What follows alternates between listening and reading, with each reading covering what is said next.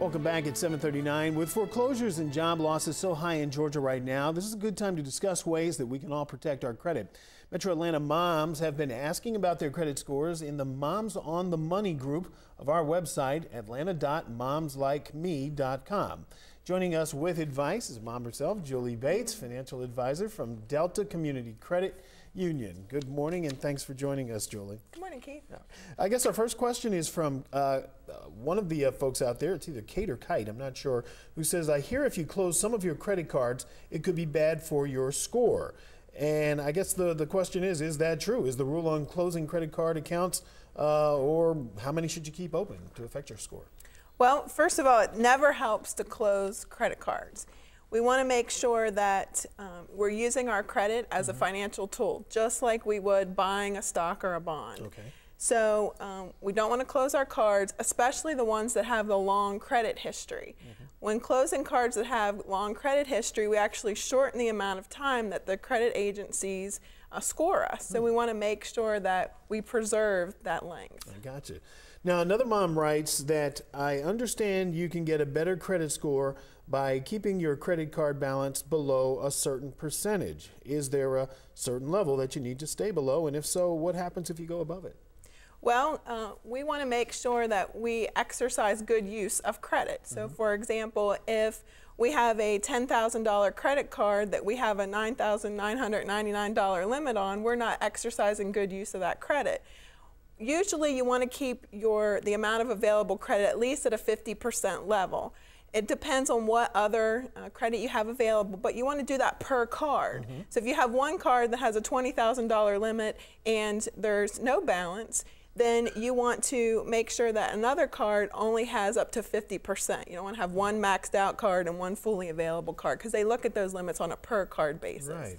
Now, it's obviously strange science for most of us, but what does it take to keep good credit? What are some of the tips you might have? Well, the number one thing is pay your bills on time. We want to make sure that as long as you have outstanding credit, that you keep that extra little cushion, and that you keep a minimal amount of inquiries. I know as a mom and as a woman, it's easy to be dazzled by all the free offers for extra 20%, especially at department stores. But we want to use good judgment when getting additional credit, because all those inquiries could affect our ability to get a mortgage or a car loan in the future when we need it. A lot of folks have been affected, obviously, by adverse credit during these tough times, and you see all those signs out there that say, hey, we can repair your credit. And is that true, or is that just urban mythology? Can people actually repair your credit? You cannot repair negative, accurate information.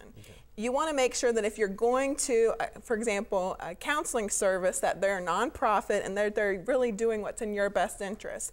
I'm really a big advocate for Consumer Credit Counseling Service, CCCS, and they're really good folks, and making sure that you tackle the problem before you end up in bankruptcy is very important, because once you get into bankruptcy, it's very hard to repair your credit from that point. It takes a lot of years. Gotcha.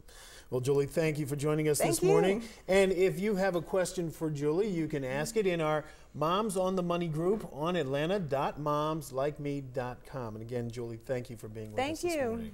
And let's get a quick check of the weather now with Steve Adamson. All right, thanks, Keith. Looking at the 5-day trend here, you can see that we're in pretty good shape for today and tomorrow. Look at tomorrow's highs for the first day of February, 60. Then we've got a weather system coming in on Monday. Looks like it's going to primarily be rain, but before it winds down Monday night, possibility of a few snow showers mixing into the area. Let's go ahead and take a look at our current conditions right now, where our temperature is coming in at 32 degrees here in Atlanta, and we have our relative humidity at 72%, west winds at about 5 miles per hour, and our barometer 30.20 inches, and it is rising.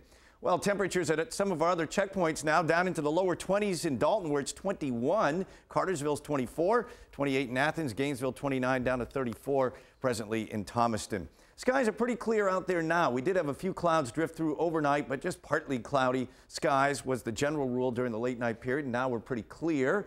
I think we'll have quite a bit of sunshine today for us. Temperatures go on up into the low 50s for highs. We'll say about 52 here in Atlanta, maybe as warm as 54, 55 down towards Thomaston, but most areas within a degree or two of each other. Back down into the low 30s tonight in town, but some upper 20s as you get outside of town. Now, all the talk has been, or at least the talk that folks have been hearing, is it's going to snow on Monday. Well, here's what I think is going to happen on Monday. We've got a nice chunk of energy diving down over the midwestern portion of the country, and come early Monday, we're going to see that energy reaching the Gulf Coast, and so a wave of low pressure will be developing along a stalled frontal boundary down here. As it tracks northeastward, looks like temperatures for the daytime will be way too warm for any rain. We think it's going to be well up into the 40s, but the trick comes Monday night as the system moves further to the east and north. Colder air is going to be coming in, and we think before all the precipitation is done, or at least all the moisture exits, enough of that colder air will come in to allow for a brief change over to some snow flurries and snow showers in North Georgia. So possibly ending as a little bit of snow, but mostly just rain is the way it looks right now. 52 degrees for our high today with sunny skies. And then tonight, look for fair weather down into the lower 30s. And tomorrow's forecast highlights temperatures up to around 60 for the first day of February. So a pretty good day tomorrow. Now, as we examine the trend to get us through the 7-day period, note on Monday we have a high into the upper 40s, so that's why we think the bulk of this system will be rain. And then as the system exits Monday night, temperatures fall. And if all the moisture doesn't get out of here altogether before the cold air comes in, could see, as we indicated, some snow flurries or snow showers around. Then a cold day on Tuesday, gradually warming up next week as we get into the middle and latter part of the week. So we'll see what happens.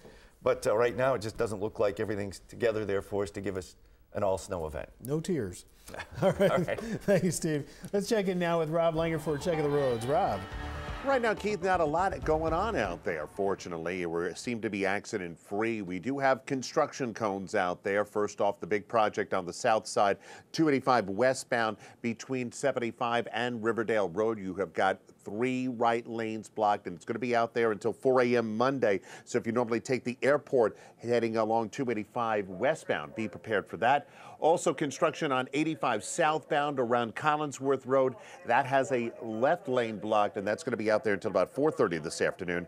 Here's a live look right now at I-85 around Pleasantdale Road. The southbound traffic is coming to you, and you can see right now both ways getting into and out of Gwinnett County looking very good. Keith, back to you.